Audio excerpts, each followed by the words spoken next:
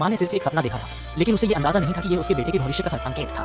जियर के रक्तरंजित अवशेषों को देखकर लियुए अपने दुःस्वप्न से जाग उठा, लेकिन वास्तविकता और भी क्रूर साबित हुई। सोंग और लियाओ के बीच युद्ध के मैदान में छाओजी को एक रथ से बांधकर मानव ढाल की तरह इस्तेमाल किया गया था। अगर सोंग सम्राट ने आत्मसमर्पण नहीं किया तो लियाओ सेना ने युवा राजकुमार को अंगीठी में फेंकने की धमकी दी।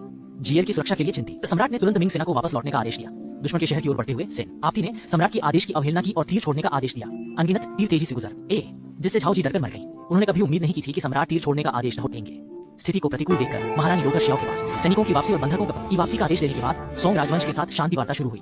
दुखी लियू ई ने अपन बेटे को गोद में लिया और अपना पसंदीदा गीत गा रही थी। फिर नीचे देखते हुए उसने देखा कि उसका बेटा पहले ही मर चुका था। युवा राजकुमार अपने देश के लिए मर गया था। सम्राट उसकी पट्टिका शाही पैतृक मंदिर में रखना चाहते थे, लेकिन अप्रत्याशित रूप से कई मंत्रियों ने आपत्ति जताई। दिवंगत सम्राट लियू ई को अपशकुन मानते हुए उसे उपपत्नी के रूप में महल में प्रवेश करने से मना कर दिया। इसलिए उन्होंने इन अनाम और अयोग्य पत्नियों को शाही पैतृक मंदिर में बुलाया। स्थिति गतिरोध पर पहुंच गई, लेकिन नाजुक क्षण में कोझुन ने हस्तक्षेप करके स्थिति को सुलझाया। लियू ई 3 साल सम्राट की निगरानी करें, फिर महल में जाकर राजकुमार की आत्मा का स्थान लें। लियू ई दुखी थी, पर सम्राट की इज्जत के लिए शाही मंदिर में दफन होने को मान गई।